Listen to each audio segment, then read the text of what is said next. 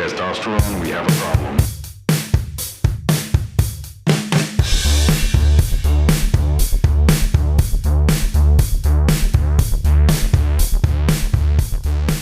This is Outside the Manosphere, where two guys with zero credentials dive past the cliches of masculinity and try to become better friends by actually talking to each other. It's weirdly hard, but we're doing it anyway. Join us.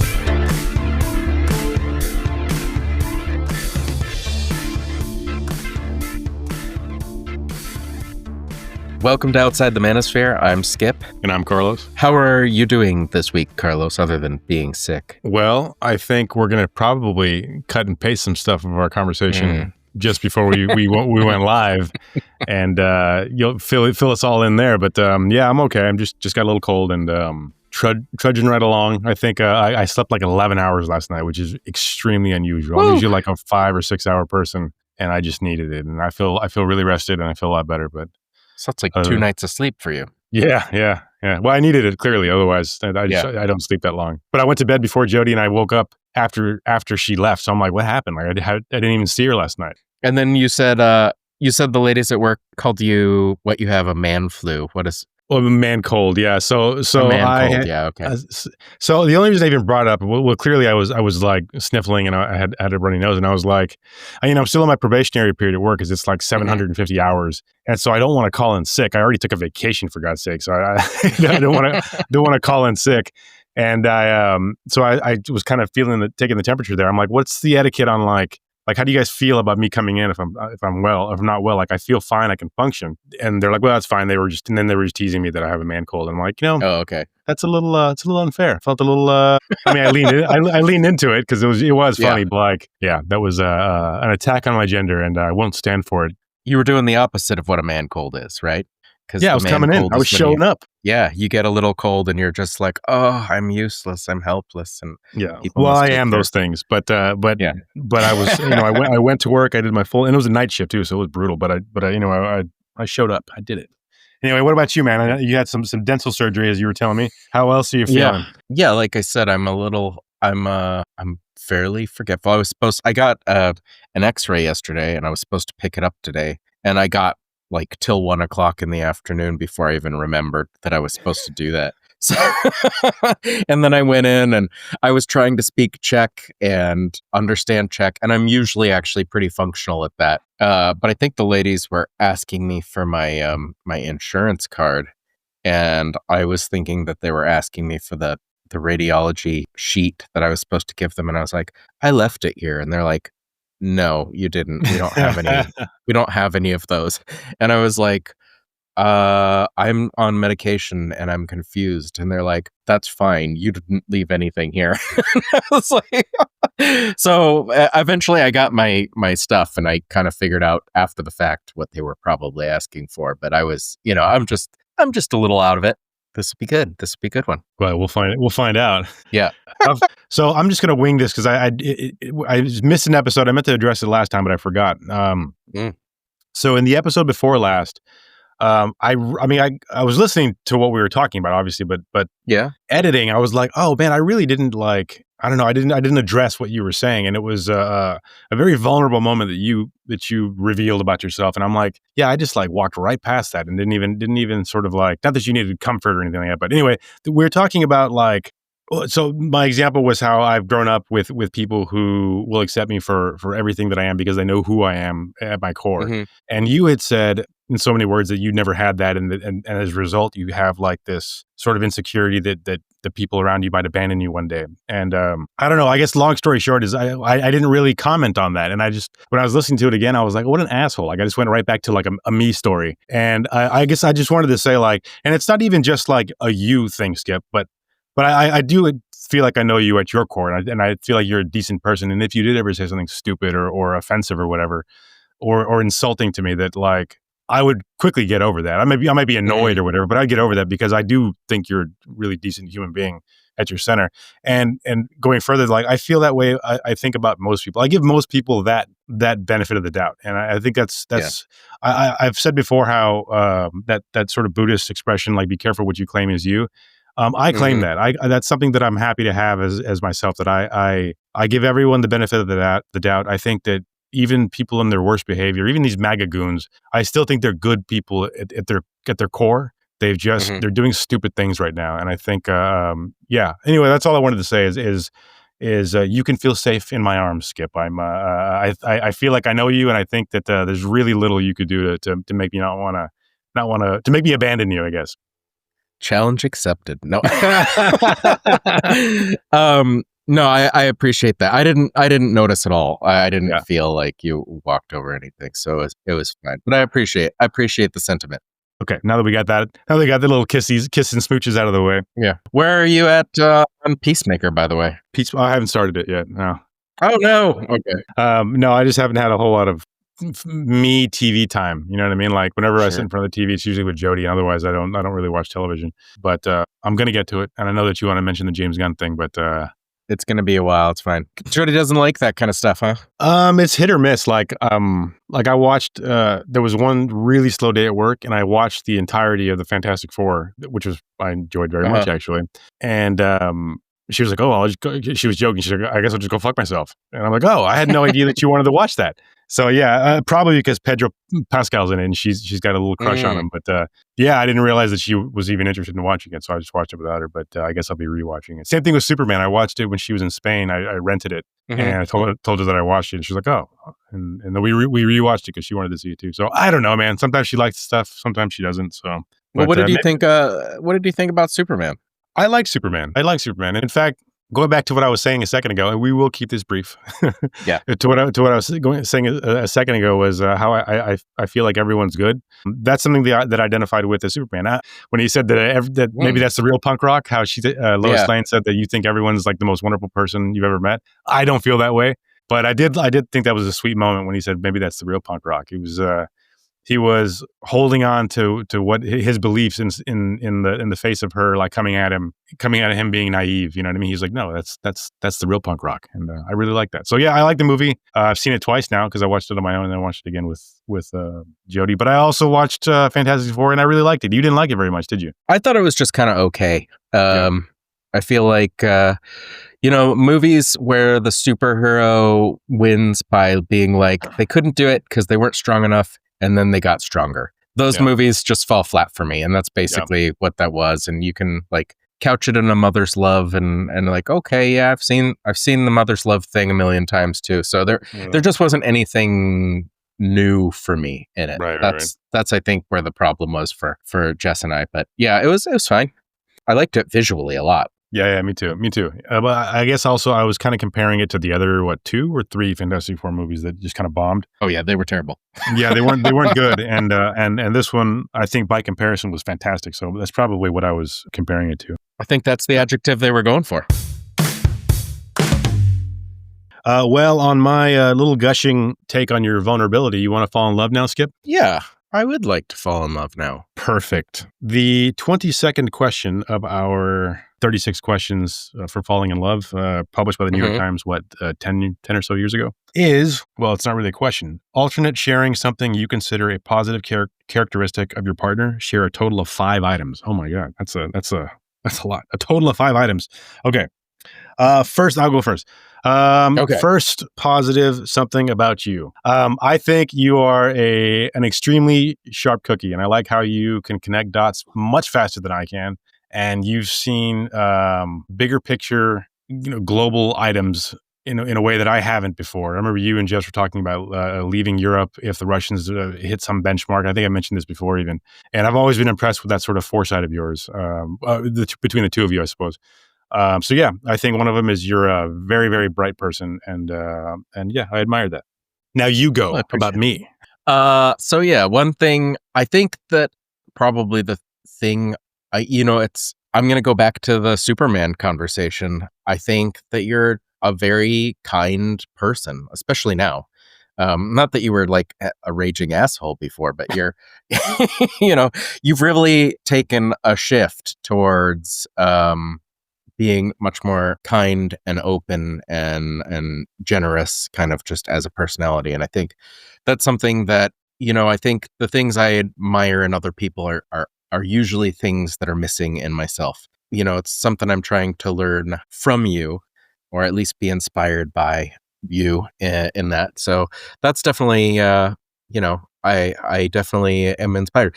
And much like Superman, I've always admired Superman for kind of that very same thing, even though I've never identified as Superman. I always like to wear the icon because like it's something aspirational, but I definitely would be like, if I were to pick somebody that was a superhero, I'd probably be like more like a Punisher guy, which is like the antithesis, but trying to veer towards Superman. So yeah, so that's the thing that would be the most obvious for me. Yeah, I've always been a Batman though. Like I know what you're saying, and I thanks for the compliments. Really, really nice to hear, and I'm gonna enjoy hearing it again when I'm editing. But yeah, I've always been that.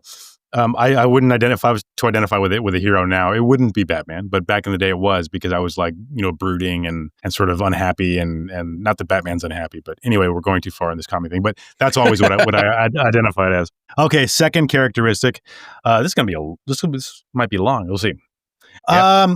So I don't know if you'll agree with this about yourself, but I've always seen it in you, and you have always sort of expressed joy in a way that when I was living in Prague anyhow, like you were a joyful person and I was not. And I've always, I just, an image of you in my mind is sitting with your legs up in a very uncomfortable looking position, where like a yoga position, but like cross-legged, but you'd be sitting in like a office chair or something, and your feet just like resting on your thighs. I'm like, how is it possible? Yeah, I'm doing that right now. Yeah, are you really?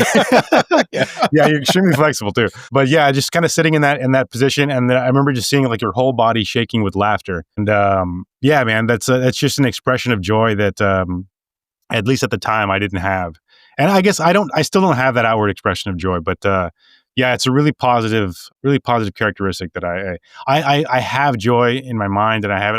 I don't have it. I think anybody who would look at me be like, that guy looks mad, or that guy looks like he's not having a good day or whatever. And regardless of how I'm feeling, but you just exude like joyfulness, and yeah, I think it's a really positive characteristic as well. Well, you remember. Yeah, I've always heard about my laughter since I was that too. Very young.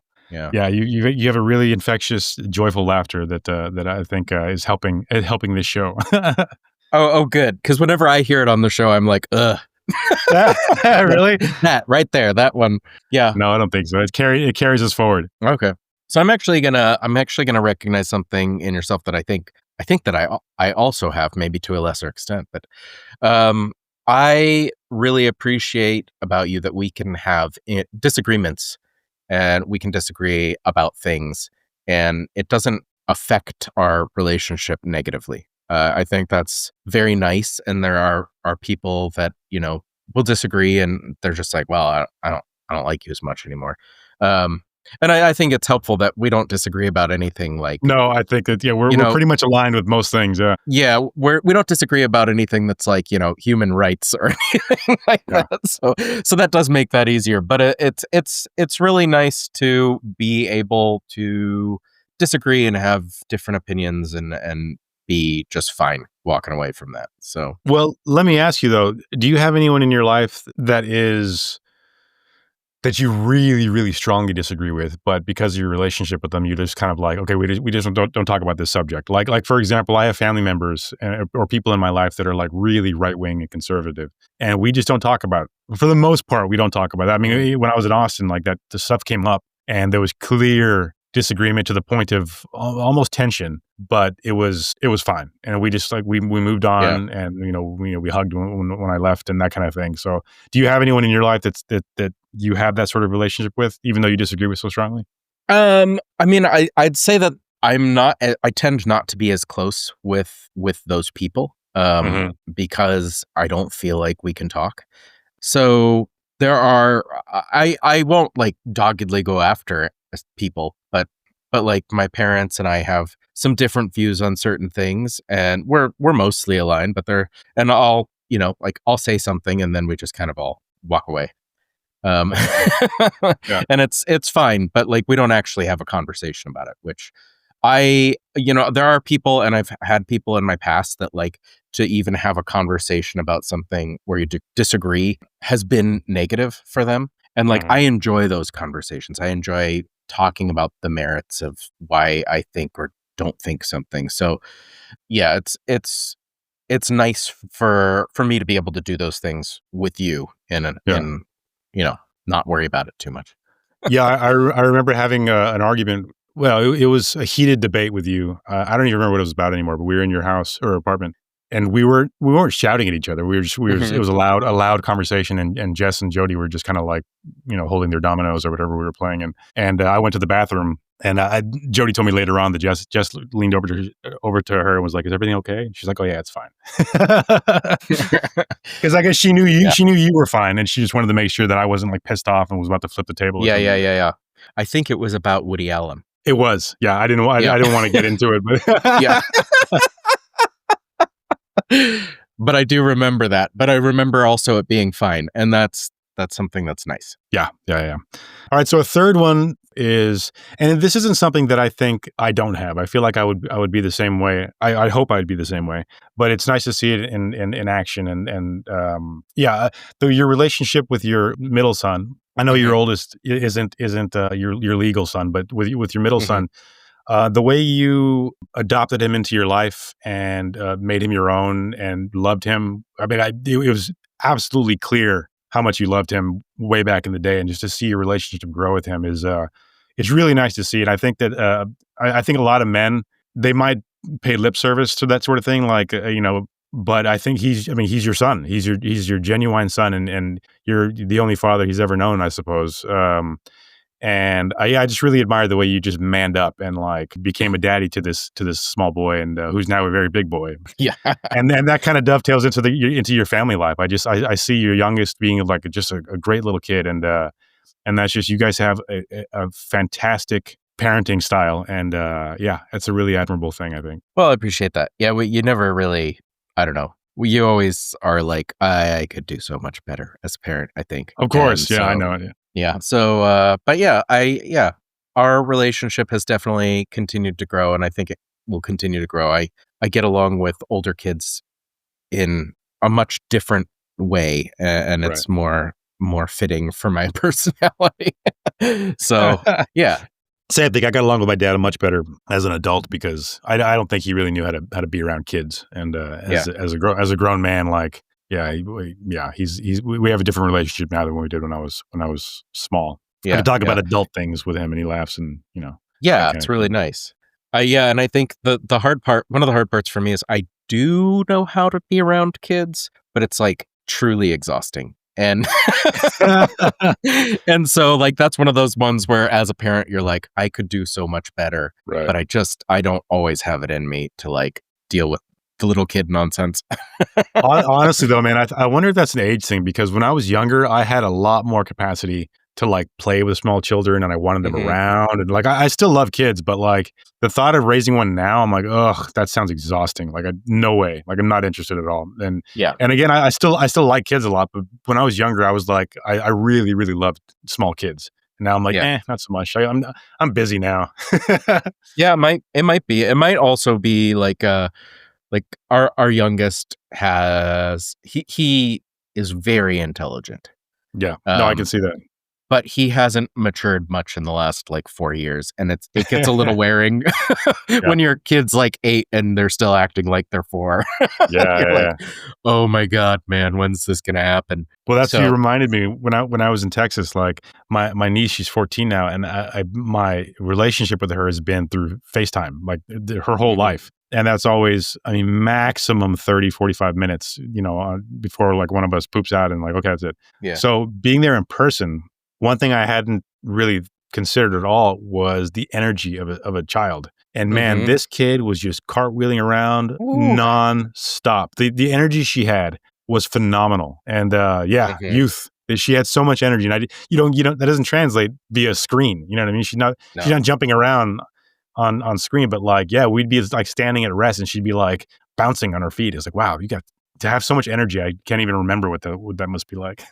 Oh no, like kids are like an untapped energy source that would run everything. They're not so. They just can keep going forever until they crash, and then they're out. And then they're cranky. Yeah. So another thing, which I think our listeners will be very aware of, is your openness to things. And there are some things that I think you've made up your mind on. And but part of how you got to some of those things is by being open to different things. And I really appreciate that. And you push me to kind of like walk away from some of the harder, I don't know how I would put it, like the hard data, and like wade into things that I know are probably good, that I, haven't researched as much, or there's not as much research about, or whatever, all kinds of things. But I enjoy your openness, and that you push me to look at things that I otherwise wouldn't.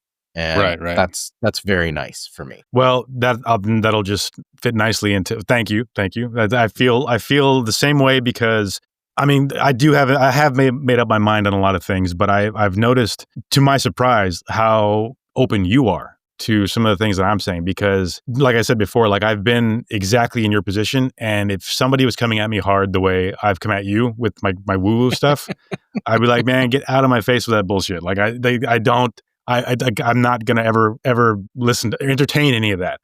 But you have. I mean, not to the extent that I want you to, but you have. But you have, and I appreciate it. And so, yeah, it's been a nice surprise. And this is my fourth, by the way. It's been a nice surprise to see how because you are. I mean, this not that what I've become interested in is not data based, because a lot of it is, until there's a point where you can't measure it anymore. But I've just been surprised how open you are to a lot of things, and how, despite not really. I guess belief is the worst word I could use, but despite not believing in it, still attempting, like some of like the manifestations or the affirmations stuff. Like that's pretty cool, man. Like that's not an easy thing to like do without feeling silly. You know what I mean? I still try. I forget a lot, but I still try. No, I know. No, I need to ask you, because I haven't been bringing it up a lot recently, but because I've been a little bit absent-minded as well, and I've like I said before, like my meditations and all these little things that I do aren't as consistent as they used to be. So, but anyway, yeah, sure. I wanted to like push you in that direction more and more, because that's what friends are for. Yeah. Really, before we move on to the next, I've kind of twisted Jody's arm into watching X-Files, which does hold up. It's just super 90s. Like, it's like, well, okay, it's not the storylines aren't as quick pace as they are now, where like every little moment is a cliffhanger, and but they're interesting still. And I pointed to the TV, and I was like, that's me and Skip right there. I was like, Skip is Scully and I'm Mulder, like 100%. It's so funny. That's funny, and what a compliment to be Gillian Anderson. Yeah, I didn't think you'd mind that at all, actually. Yeah, that's like, she's like, she pushes hard and then he pushes back, and I think we're only on episode 2 actually, but hearing some of his stuff, I'm like, yeah, I'm not exactly Mulder, because some of his stuff isn't super strong, but it's definitely our relationship where you're like, hold on a second, let's look at the facts. That's funny. That's very funny. All right, so 4. I had something. But I am very loopy. Oh, I remember now.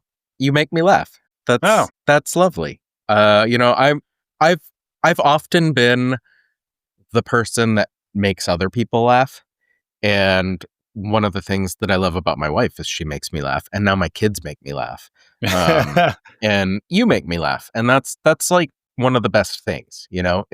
It's really just nice to have somebody that makes you experience joy and says funny things. And yeah, that's a big one. It's a big one. It doesn't sound like a big one, but it is. No. I appreciate it. Yeah. Some of my jokes fall flat, but I appreciate the the effort on your part. Well, now I can't laugh as much because I'm like, my mouth gets all weird. Does it hurt? Does it hurt when you laugh? It feels kind of uncomfortable. So like you probably noticed I'm like keep pursing my lips together, not like a kid, but like keeping my lips tight together, like in a line. Yeah, no, I did notice it. I wasn't sure if it was because it's just like painful or not to move your mouth as you normally would. But okay, last one here. Not that there aren't a million that I could say about you, but I You're one of those friends, Skip, that maintains the friendship. And I appreciate that because you'll probably disagree actually, but I appreciate that because I don't always do that. And like, and we've mentioned that before, as far as like, you said, I'm there for my friends, even if I don't, even if it's just an occasional email or whatever. I know you and I haven't talked a bunch over the years, but you guys were always like a constant friendship. I always knew that if we were going to go to the Czech Republic, you know, I've counted on my fingers, like, who am I going to see? And you guys were it was never a doubt. I've even been like, where can I stay in the Czech Republic? And I even thought, okay, well, for sure, Skip and Jess, not that you've invited me or anything, but I've always expected you guys would be fine with it if I were ever just to show up and you spend the night at your place. So I've appreciated you maintaining the friendship as you have. And I think that's a really, really strong quality in a friend because, like I said, I'm terrible at doing that. And I'm sure there are people who think, well, that guy just like left, or that guy was never like a friend. Like, we're not face to face anymore, so therefore they're gone. But that wasn't you, and that wasn't Jess, and I've appreciated having our little Facebook group chat that we've had over the years, and which we don't really use anymore. But that's just because you and I are in regular contact. But yeah, so anyway, I appreciate you being a friend that maintains a relationship. I think that's a special quality, and I don't think everyone has it. I appreciate that. I don't agree. I think I've been pretty terrible at maintaining relationships. Like, I maintain the feelings. I will give myself credit for that. Like, if I like a person, I will continue to like them, and in my heart, I am their friend. But you know, I'm not great. I haven't ever been great at reaching out, and it's something that I'm slowly working at and not doing a fantastic job. Outside of this I feel like I think with a lot of your help, like I feel like we've done a good job. Like, I think so too. Yeah. Together. But I've definitely fallen down in other places, and you know, I don't want to, like, there's a weird bit to, like, I don't want to like schedule things, but I probably should. I probably should just write reminders to myself to be like, write this person. But I'm trying to again, like, veer towards that light, you know, and move in the right direction. So I appreciate that, and it's your belief in me will hopefully be part of my guardrails. Well, I think also having an objective like this podcast is keeping us both in line, I think, and I don't think scheduling is a bad idea. I mean, for other friendships you might have, and for me too, because we're not doing it otherwise. You know what I mean? And like, why not just toss a schedule in there? And but yeah, between you and my friend Craig, like, you guys, they're sort of like revived friendships that I've been neglecting for so long, that I'm really happy to be in regular contact with you, and unscheduled but fairly regular contact with Craig, even if it's just a text message here and there. It's nice. Yeah. All right. So this is the last one. Yep. Well, I feel what's the word? Pressured? My brain, no work. No, I have the thing. I'll probably forget what I was going to say by the time I remember the word I was looking for. I feel roped in. I could just go on all day. But no, this is going to sound weird, and I hope that you don't take it in the wrong way. I love the way that you have always embraced your peculiarities. Like, who you are, like, now with your woo-ness. But I remember back in the day, like, and you still do, you cut your own hair, but it's never like a sheepish thing. Like, it's never like, I cut my own hair, you know, it's like, no, I cut my own hair. Yeah.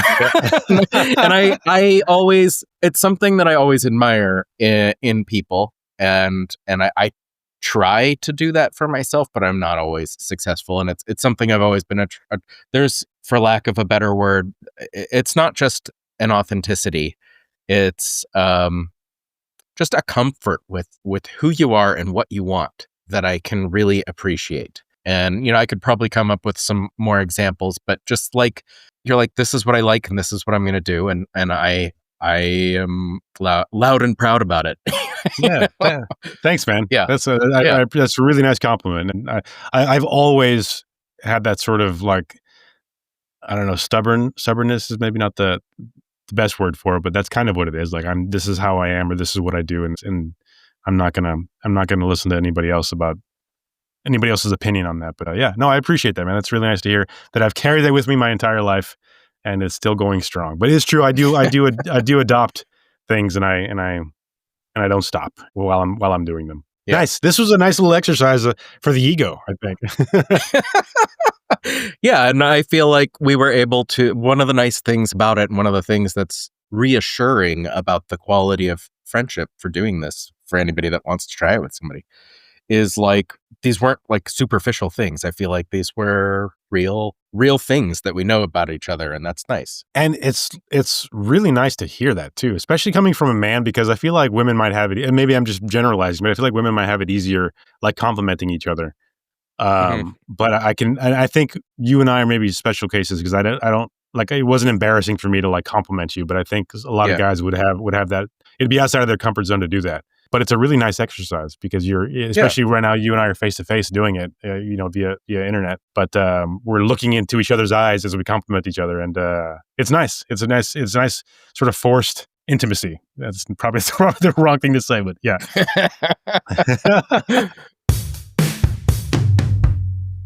So, kind of dovetailing off some of the things we were saying as we fell in love, and you were talking about how men might have trouble expressing their emotions to each other, or complimenting each other, and I was also enjoying about your willingness, not only willingness, but your pride in kind of going to the beat of your own drummer at some points. I wanted to talk about Hegseth's general gathering, the meeting that he had with all the generals. That's Secretary of War. Secretary of War. Pete Hegseth. Pete Hegseth. Yeah, it called all the 1-star and above generals together so that he could tell them that he wants them to look pretty for him. And I not for a political reason, but specifically getting back to kind of the manosphere. He's sort of a living avatar of the manosphere, right? He's an unqualified white guy who has ascended to a position of power. The military the reporting is they largely think he's a joke. They don't. Oh, really? They don't. Yeah. Well, that's my feeling, but I wasn't sure how like the professional, soldiers were thinking. Yeah. But the message that he basically had was woke is over. But more importantly than woke is over, no beards and no fat generals. He's a no fat chicks bumper sticker for the military. Well, and literally though, because he's saying like, I don't think he said no women, but I think they're reducing women, enlisted women, and there's a certain body weight now, and there's a whole lot of stuff that they're scaling back. No beardos, you say, yeah? No beardos, no beardos, no fat generals. Just kind of this idea that you can't be different. You can't go to the beat of your own drum. And I mean, a beard. Who cares? I get that there's some military things, or like having a stomach when you're a 3-star general or an intelligence operative. They're going to get rid of the guy that's really good at breaking down signals analysis because he can't run 2 miles in 15 minutes. Like, cool. That's a great, just sort of like this, if you don't behave and fit a certain part that the manosphere wants you to, they don't understand how you're useful. They only see the way that you're a cuck or a soy boy or chubby or whatever. And this is a beta. A beta, yeah. And this is specifically just talking about men without even getting into any of the gender things. But just like the way that this human being thinks about people when they're serving functional roles is kind of like startlingly stupid and simplistic. Yeah, I don't know. What had you heard about this meeting, or what were your thoughts on the subject? Well, I remember it was a few days before it happened that he'd recalled all the generals in the U.S. military, and I'm like, what's going on now? Like, what's right? What are they gonna do? Now, them putting all of them in one spot was startling in itself, because like that's right. I feel like any adversaries of the U.S. really missed an opportunity to just, because it was public information. It's like, if you want to chop the head off the American military, kill all the generals right now. Like, because you can do it. Plus the president and the secretary of not defense but war. Yeah. What a dumbass, unstrategic thing to do is put the leadership of the U.S. military in one room and hope for the best. and televise it because it was. Well, I guess it wasn't televised. It was televised after the fact, but like it wasn't a secret where they were at and what they were doing. So yeah, amazingly stupid. Yeah. Yeah. But it goes back to what you were saying. This guy was, I mean, he did serve in the military. I don't know if he was in the Marines or the Army or what, but I don't think he was high ranking. I think he No, he was a was not. platoon leader or something. And then after that, he was a correspondent on Fox with a drinking problem, which everyone's got their own vices. But like, I mean, that's not high qualifications for being top general, essentially. So yeah, I didn't know what they were up to. I will say, I appreciated the professionalism of the generals because surely there were generals among them who agreed with everything that they were saying. Surely, but they held on to their protocols, and there were no celebrations of them. There was no clapping. There was no whoops and shouts of agreement or disagreement. Even it was just a quiet room of like, and clearly they were trying to pump them up. Trump and Hegseth were trying to make it like a rally, Right. And it didn't work because these guys held on to their professionalism. Whether they agreed with them or not, I'm so appreciative of that. Because that would have been fucking scary, man. If like, everyone's howling in agreement, like, oh my God, this is it. Because a lot of what Trump was saying, because he spoke to them after, I think it was after Hegseth, was setting the stage for using troops against American citizens. Right. And he was trying to normalize it among the generals, like, this is why we need to do it, and this is why it's okay. And yeah, I mean, I don't know, man. I don't see a lot of positivity behind anything that is happening. But yeah, I mean, the message itself, like no more fatties in the military, is stupid. Right. They're also, I think, cutting trans people, and there's not going to be anything like that going on anymore. I don't know about gays. Is there anything about gays? I would have to look into it, but I would imagine that he probably did. But yeah, I would imagine so. I wouldn't be surprised. Yeah, so it's just going to be heterosexual, I'm guessing. Don't quote me on that. Maybe they draw the line at homosexuality, but yeah, they're just scaling back the U.S. military for some reason, and in the same way that they've gutted all the institutions of the government, eliminating qualified people from their positions who've been there for ages, and there's a institutional knowledge that is just being wiped away.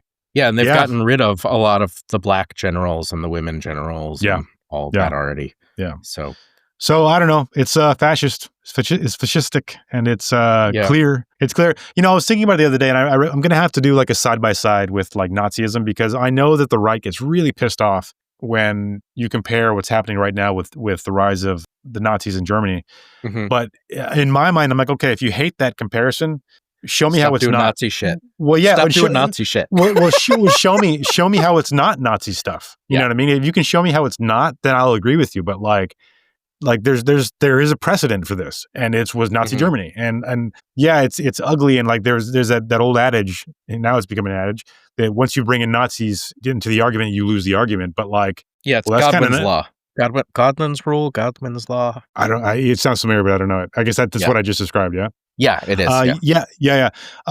Show me how it's not. I guess at this point, like, it's unfair not to make the comparison, because that's what's happening. And before, it was probably a blanket statement that was unfair. But right now, it's like, well, they're demonizing immigrants. They're rounding people up in the night. Like, I mean, Jody was talking about how her grandmother would tell a story how the Nazis came in Czechoslovakia in the night when she was like 8 years old, and like suddenly her neighbors were gone, and they just got frog marched out in the middle of the night by Nazis, and they were Jewish, and or them coming to her school and like taking whole classrooms of kids out of the school. That hasn't happened yet, but like, if they're illegal immigrants, I mean, that's going to at some point. They're going to take the kids out too. Like, why wouldn't they? Yeah. So I don't know. It's a bleak future, Skip, and I will defend you on Godwin's law, by the way, because the person that created it, Mike Godwin, said that this is the time where it's okay to make this comparison. I've got a Politico article up here, and it says it's virtually unbreakable rule known as Godwin's Law, named after Mike Godwin, an early internet enthusiast who coined it back in 1990. And he said, Trump's opening himself up to the Hitler comparison. You could say the vermin. He's talking about rhetoric that he and Hitler both shared. And he said, you could say the vermin remark or the poisoning the blood remark. Maybe one of them would be coincidence, Godwin said, but both of them are pretty much make it clear that there's something thematic going on, and I can't believe it's accidental. So the person that came up with that law is saying, oh, no, in this case, it's all right. But even to get back away from the politics again and just focus on kind of this, and I think, but I do think the politics are inherent in the manosphere stuff, and all these things are inherent in the manosphere.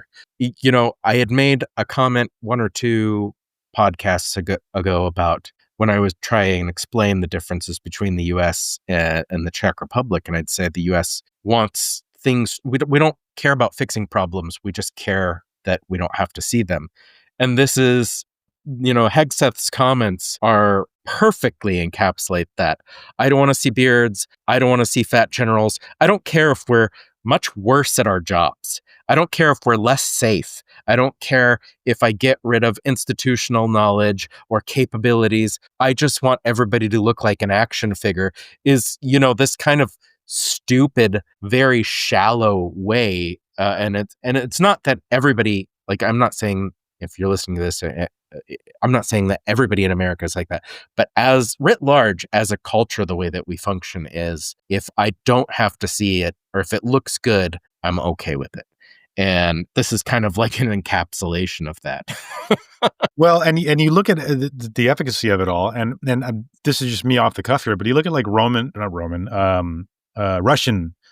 soldiers, and for years I've seen videos of them like kicking each other in the chest, and like they're super macho, and they're like little action figures. But you see, I mean, they couldn't topple the Ukraine, and granted, they're being supported by the West for sure. But that's just weapons. They're not getting like manpower from the West. Right. They're getting showered with munitions gifts, and yeah, the Russians can't beat them, and it's remarkable that they can't beat them. But going back to what we were saying is like they have a macho army of no fatties, probably no gays, you know, no trans, definitely. There's no gays in Russia, don't you know? Their military of like macho guys is not what it appears to be, and they can't defeat this little country that is defying them, and for 4 years now. So anyway, there's a reason why the U.S. is still top dog militarily, but that's, I mean, like everything else, I feel like there's a shelf life for that as well. Yeah, I mean, I think, you know, the world that Hegseth lives in, where you're going to pull up the enemy, or, you know, do push-ups and shame them or something is long gone, because the warfare, and there's been plenty of reports about this, the warfare in the Ukraine is all about, it's about drones, it's about being dynamic, it's about being intelligent, and it has nothing to do with tanks and dudes. So like the comment about the American military being, you know, the number one in the world, you know, that's going to get tested at some point, and it might be wrong at this point, because I agree. We are very slow, hulking behemoths. Well, you know what's funny too is while we have soldiers that are going to be like rippling with muscles, a Chinese robot soldier is just going to burn right through the entire platoon. You know what I mean? We're looking in the wrong direction. Like rather than physical fitness and looks. I mean, I think they're already like deep into robotics anyway. But like, I don't know. To me, like a capable like super soldier is the wrong direction. Like if it needs to be robotics, like that's the future of warfare anyway. If we're gonna be waging hot wars, that's how it's gonna be. And ideally, no wars would be really good. We were doing pretty good on that for a short period of time. Okay, maybe not America, but like the world as a whole was doing pretty good with not having any gigantic wars. Yeah, there were lots of little things going on in places that you know are important, and I don't want to like downplay, you know, tragedies anywhere or anything like that. But like, you know, no world wars that's pretty good. We like that. Yeah. Well, and that's one thing I guess I can maybe hand to Trump is that he doesn't strike, and I've said this before, he doesn't seem to want a war. And I guess that's one thing I kind of believe him. I mean, I don't know. I feel like being as opportunistic as he is, like he'll take one if it's to his benefit. But like, at this point, he doesn't seem to want a war, and I'm thankful for that at the very least. Yeah. Well, I feel like, I mean, I always kind of liken these strong men.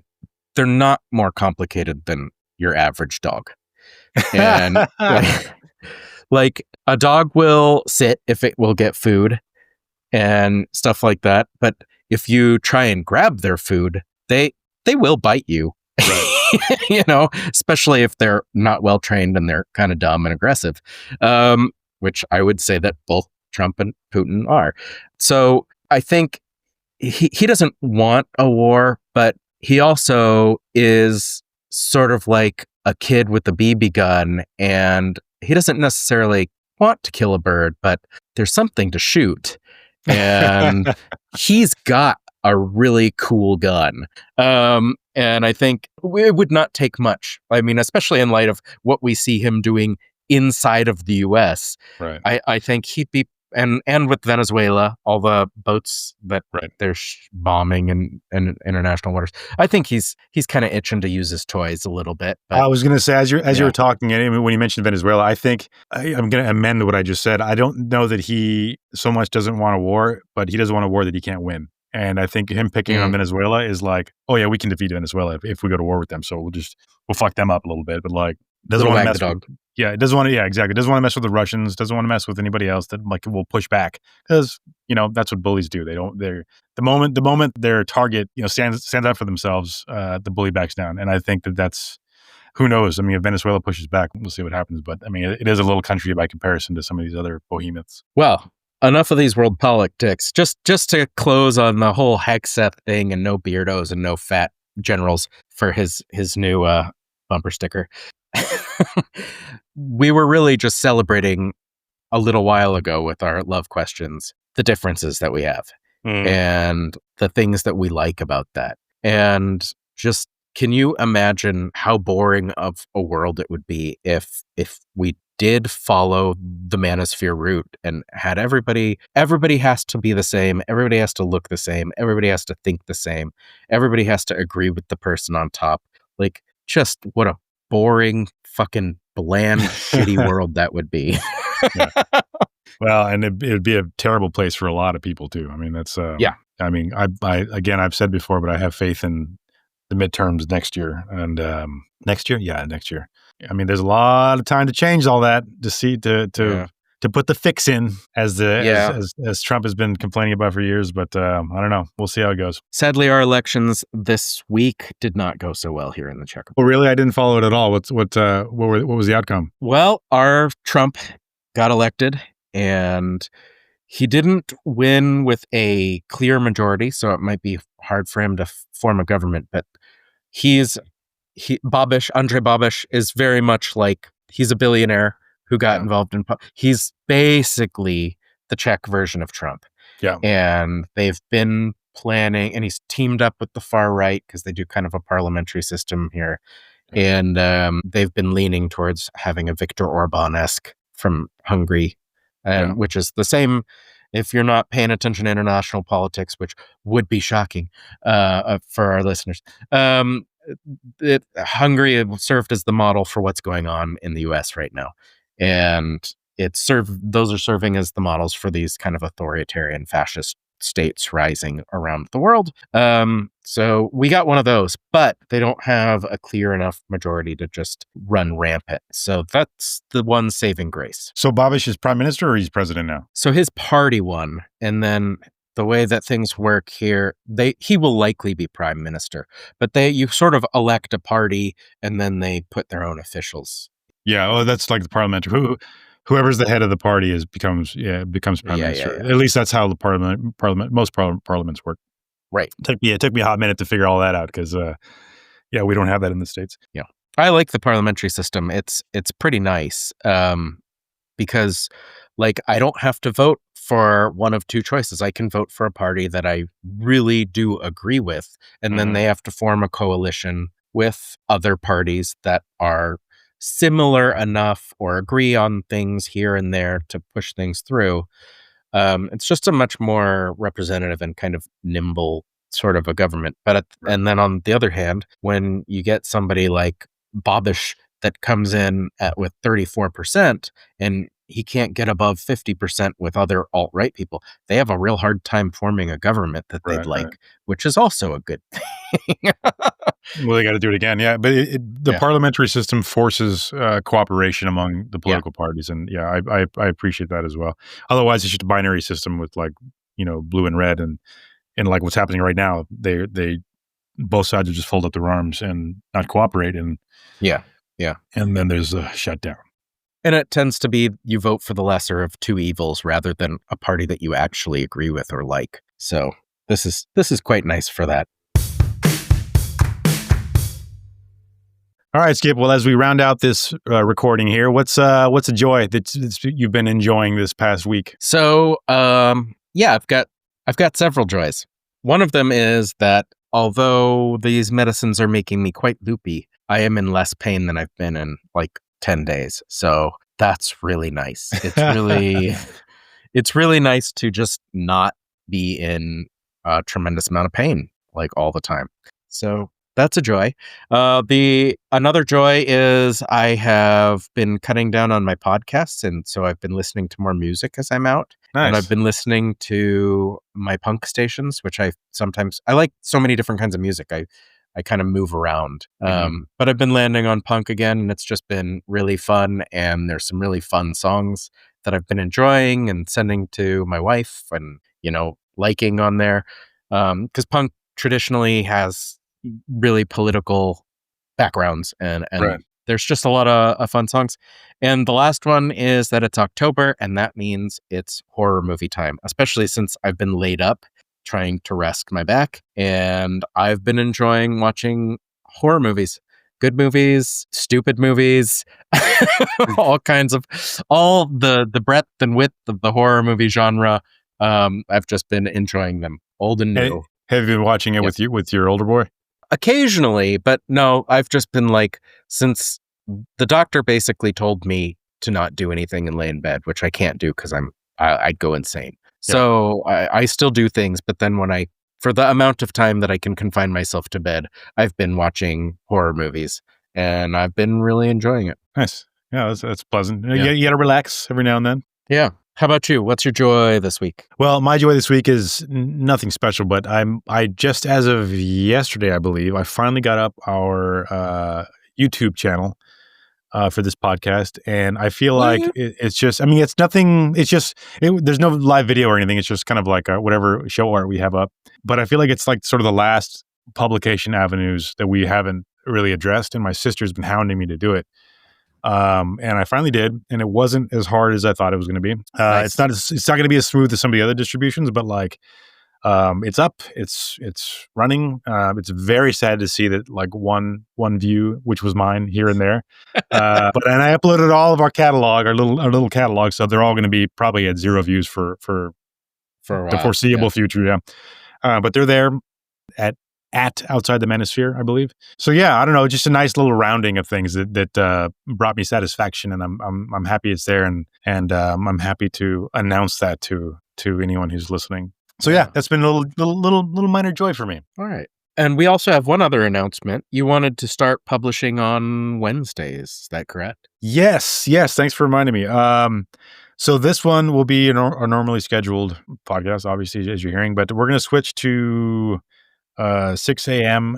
on Wednesday, 6 a.m. at local time, wherever you're at, Wednesdays. So we'll see how that works. We might play around and go from another day here and there, but we'll announce it. So after this show, look for our upload on Wednesdays. All right. Thanks for joining us. New podcasts every Wednesday. And if any part of the show has resonated with you, let us know at outsidethemanosphere@gmail.com, Instagram, Facebook, and now YouTube. Please like, rate, subscribe to the podcast, YouTube channel, or recommend us to a friend. We hope you'll come back. Bye. All right.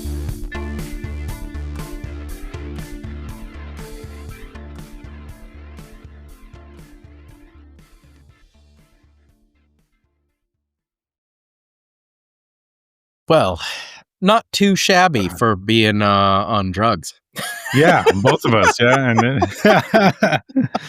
as I was blowing my nose, I was like, I should have just left that in, just to add a little honk at the end.